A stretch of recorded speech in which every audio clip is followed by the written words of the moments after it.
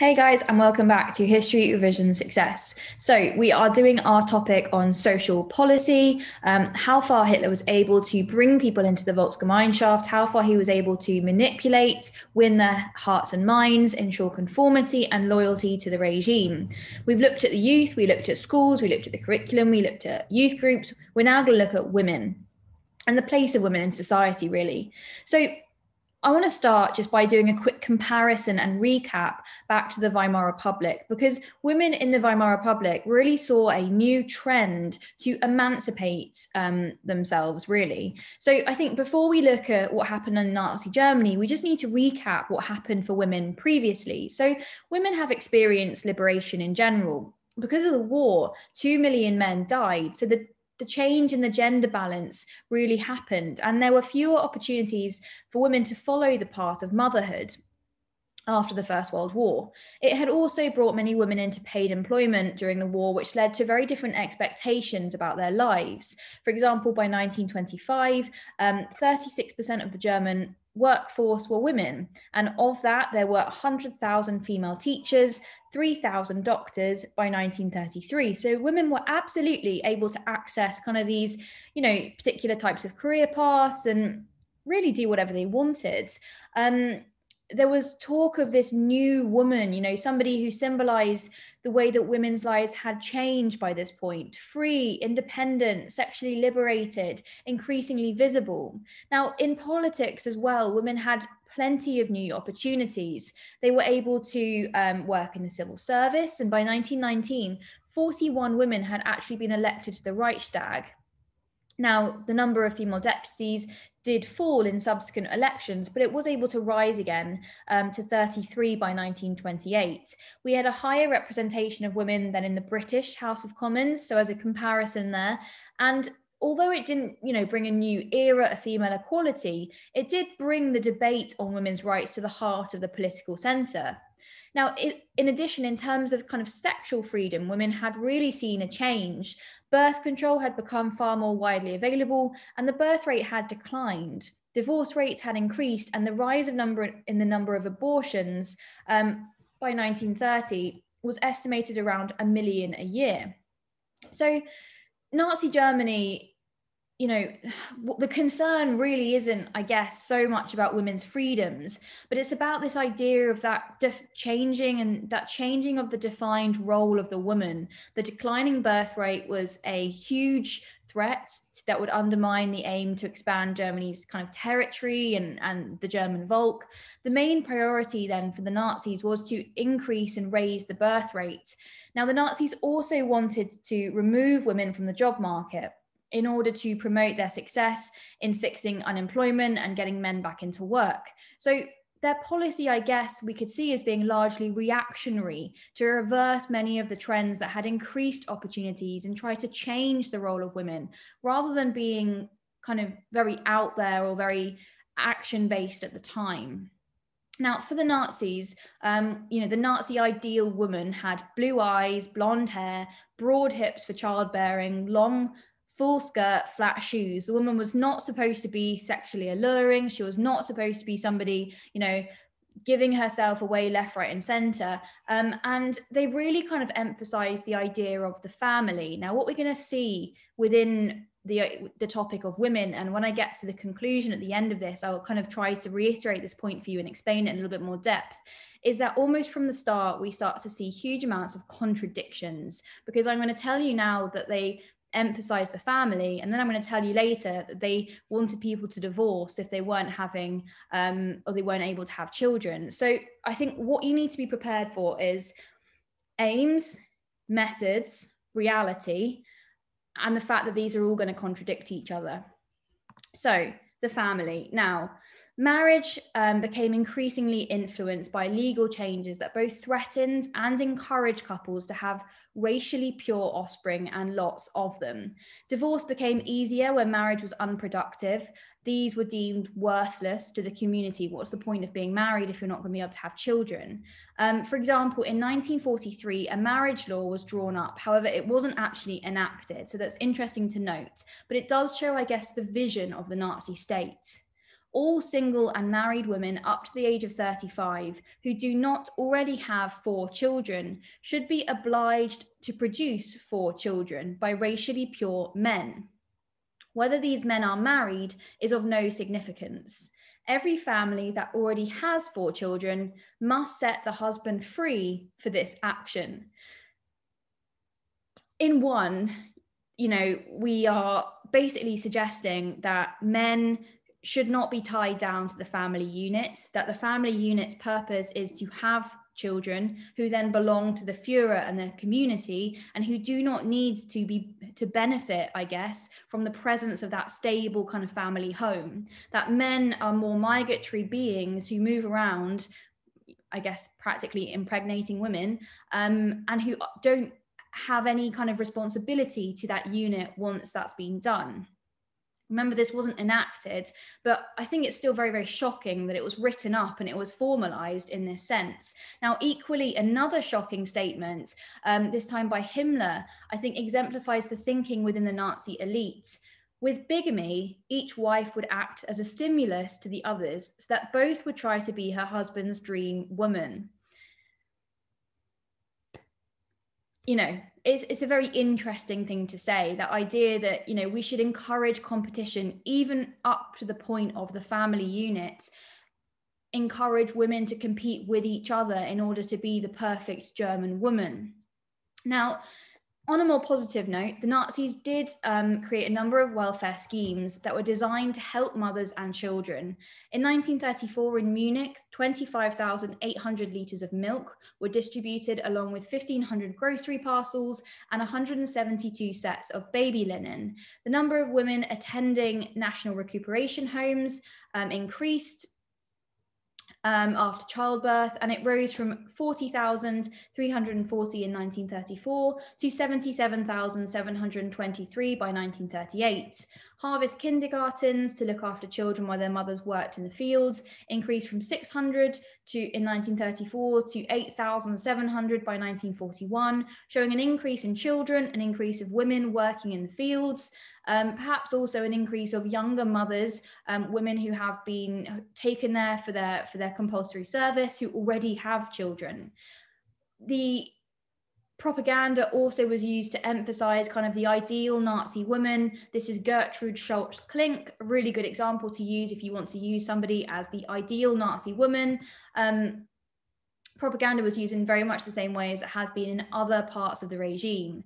Now, in terms of how successful were the Nazis in achieving their aims, what I'm going to do is I'm going to run through kind of 6 of the main Nazi aims for women. I'm going to run through the aim, the methods in achieving it, what they did during the years of 1939 to 1945.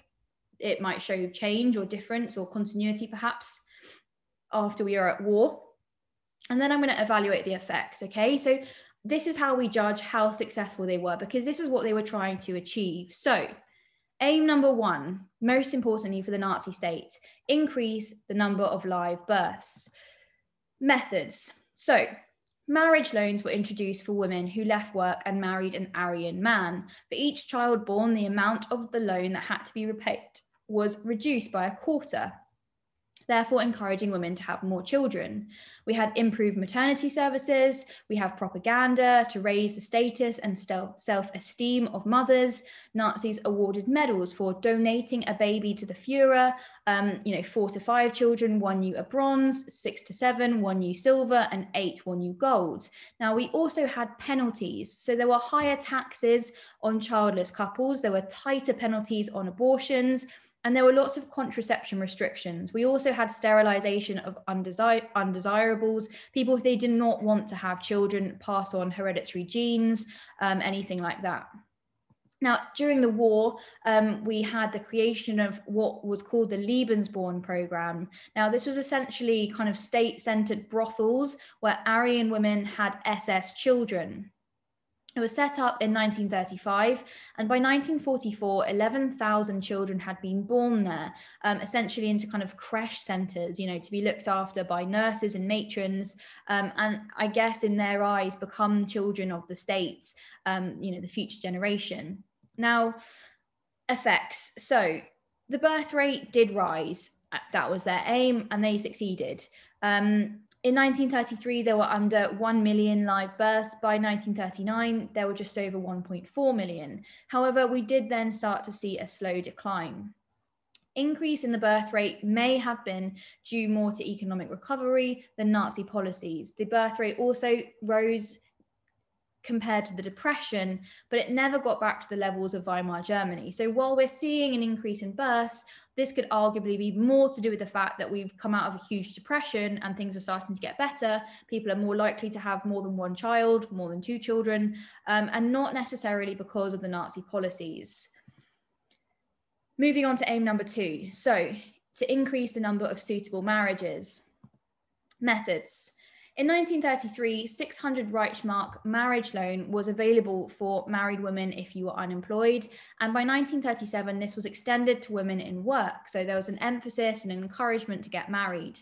In 1935, the marriage law required certificate of fitness to marry before the license was issued. And in October 1935, the blood protection law meant that marriage to Jews or Black people, gypsies, were forbidden. So this was the idea of suitable marriages. 1938, the marriage laws extended the grounds for divorce. So if your marriage was unproductive or not suitable, you were able to get divorced more easily. Now, during the war in 1939 to 1945, couples found cohabiting after their marriage had been banned were sent to concentration camps. So we see the role of terror being extended. And then in terms of effects and evaluation, so marriages did increase. From 1932, we had 516,000, which went to 740,000 2 years later.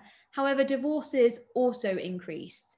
And you can see the figures behind me on the screen. So what I've also done is I've also worked out the reason for divorce. And of all the divorces from 1938 to 1941, of which there were around 230,000, the vast majority were for offences such as adultery. So 86% of these marriages ended because of adultery, rather than the refusal to procreate, which was only 0.7%, or because somebody was infertile, which was actually 0.2%.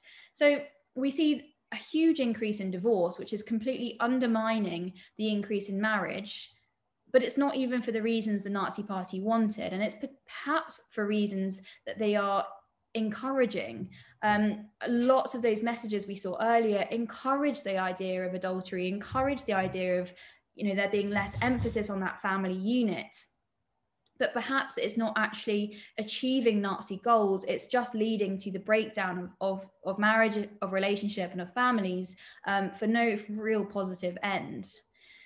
Increase in marriages may also have been because of economic optimism and government policy. So again, we're seeing the problem. How can we really evaluate the effectiveness of this? How do we know it's because of Nazi policy rather than all the other reasons in the economically developing world around them? Aim number 3, to develop healthy Germans. So the NSV, the National Socialist Welfare Organization, is set up for women. And we have a vast expansion of health offices, especially in rural areas, improvement in sanitation, preventative medicine, genetic and racial care. We also have, from 1939 to 1945, improved childcare facilities for working mothers. And this does lead to some really positive outcomes. For example, infant mortality drops from 7.7% in 1933 to 6.6% in 1936. Welfare is closely linked to eugenics, and the NSV is largely staffed by women. So we do see some increased opportunities in this respect. Now, aim 4, prepare women for their proper role. So this is kind of linked to education, restricting opportunities for women outside of motherhood. So we have limited university enrollment of women. It was limited at 10%, if you remember. From 1939 to 1945, however, this has started to be dropped as there is a new demand for well-educated workers. So in terms of effects, we have a drop in the number of women at university until the Second World War, when restrictions on opportunities for women are relaxed, as women are needed again in work as the soldiers went to war and the demand for soldiers grew. So we see a bit of a contradiction here. We're trying to restrict women in work, and then we're encouraging it later on. So it's not very effective at limiting women to the role of motherhood, because that is incompatible with a state that's at war. So unsuccessful in this at this point. Now, aim number 5, to reduce female employment. Women are banned from civil service jobs. They're also banned from being judges and lawyers. However, again, during the wartime, we have compulsory agricultural labour service for unmarried women under 25, and women are then later exhorted to help the war effort. From 1942, women of 17 to 45 are registered for work. Now, the effects of this is that women's employment rises, further increased during the war. Nazi policies had a marginal effect on overall female employment. The main impact was on the professions, so kind of higher education roles and jobs. During the war, women were less mobilized than the UK or the USA. So we're not seeing as much women in work as in other countries at this time. Now, the final aim, women's public life. So kind of to organize women in the Nazi Volk. So in terms of methods, now, no female Nazi members of the Reichstag were permitted. 2 women's organizations were created, the NSF and the DFW, and I'm going to discuss them just in a moment. During the war, women are organized within Nazi organizations to support the war effort. And in terms of an effect, we see an increased female participation in Nazi bodies, and Nazis gave increased opportunities, especially for the middle class, to become involved in public life, although they are excluded from the decision making. So women are being brought into the Volk in just the same way that men were through these organizations, but they are not given the control to organize or run them in the same way that men are. Now, in terms of just summarizing that for you, I've put all of the aims behind me. I've put a summary point of kind of what the focus is. And I just want to go through really, really quickly and think about how far they met or did not meet this. So increase the number of live births. Well, we did do that, not me, them, obviously. That was a success. Suitable marriages. I think this was a failure. I don't think that they managed to significantly increase the number of suitable marriages for themselves. Divorce rose hugely. I think it's an inconsistency. Welfare, I think, does improve for women because there's such an emphasis on healthy living, on keeping the Volk healthy. So therefore, that extends to people across the class system in Germany. I think within education, there is some success for this. There are less women in the professions. There are more women having children than there were previously. Obviously, we have the encouragement of women back to some higher education later on, but it's still a minority. Employment, I don't think this works at all. I think perhaps if the war had been won by the Germans, afterwards, once the state is, I guess, in peacetime, that's the point where you really focus on getting women out of work and into the family. But I think the necessity of war demanded that women go back to work. And the increase of women in the Nazi Volk, I think that works well, just in the same way that it does with the youth and things like that, because of the emphasis on Nazi organizations. So all in all, I think they are relatively successful with women. However, as I'm going to talk about later, I think that the theme of women is open to huge contradictions. So what I want to go through very, very quickly is the different organizations women became a part of, in just the same way that we had all those different youth organizations. What was there for women? So first of all, we had the German Women's League, or the DFW. This was set up in 1933 to coordinate all women's group under Nazi control. It had a domestic science department, which gave advice to women on cooking and healthy eating. And by 1939, it had over 6 million members, 70% of whom were not members of the Nazi Party. So we see kind of a really umbrella notion here. They're really all-encompassing of women, not necessarily just people who support the Nazi Party. National Socialist Women's Organization, or the NSF, was an elite organization to promote the nation's love life, marriage, the family, blood, and race. It was primarily an organization for propaganda and indoctrination, and among women to promote Nazi ideology, that women should be child rearers and homemakers. We also had the Reich Mothers Service, or the RMD, which was a branch of the DFW, the DFW, for training physically and mentally able mothers to make them convinced of important duties of motherhood and experienced in the care and education of their children. By March 1939, 1.7 million women had attended these training courses, which is quite a significant number of people. So therefore then, how successful was Nazi policy in terms of bringing women into the Volksgemeinschaft and of convincing them of the regime's kind of rhetoric and aims? Well, Nazi policies for women suffered from several contradictions, as I've mentioned. Propaganda emphasized the value of the family, but then policies like the Hitler Youth took children away from the family. The quest for a larger population of genetically perfect Aryans led to procreation outside of marriage, and while the birth rate increased for a time, the average number of children per family actually decreased, as did the median marriage rate. It seemed Nazi policies were discouraging the creation of the family. The campaign to raise the birth rate had some success. However, how far this was due to policy is also debatable. The improved economic situation would also have encouraged couples to have more children. The Nazis encouraged women to leave their jobs, but then by 1939, there were acute labour shortages. By 1943, women were compelled to register for state-allocated work. Despite the Nazi ideological objection to the paid employment of married women, the number of women in the workforce increased between 1933 and 1939, as ideology had to give way to economic realities. As rearmament increased, women were encouraged to take up employment. The extent to which women brought into the Nazi propaganda and beliefs is also hard to judge. Mason, the historian, has argued the regime was more popular with women. Others point to the benefits this period brought to women in terms of women's organizations and youth groups. What's important to remember is that many of Nazi policies were just more extreme and explicit versions of what already existed, such as the conservative beliefs from the Catholic Church, etc., that expected men and women to occupy different roles. So I think what's really important with this topic is that just the same as when we looked at the terror state, these were not original ideas. The idea that the man was out there earning money or earning the wage and the woman was looking after the children, that is a traditional idea. And it is something the Catholic Church, focused on and kind of encouraged in society. And many of these changes in the 20s that the Weimar regime had seen for women, the new liberation, things like that, were not supported by all.